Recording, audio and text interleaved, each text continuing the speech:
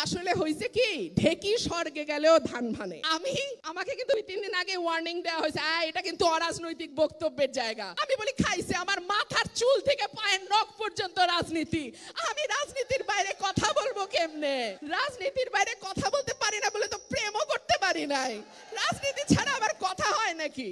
বিরোধী দল একটা সময় মানুষ ভাবতো বিএনপি করে, আচ্ছা ঠিক আছে ওদের সাথে না মিশলেই হবে।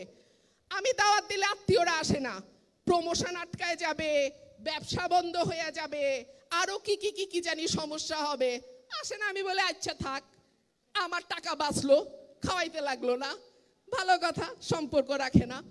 একটা সময় ভাবতো বিএনপি করলে মামলা হবে, বিএনপি করলে কারাগারে যেতে হবে, বিএনপি করলে চাকরি হবে না, বিয়া করবে না মানুষ, বিএনপি করলে সম্পর্ক হবে না, বিএনপি করলে অনেক সমস্যা।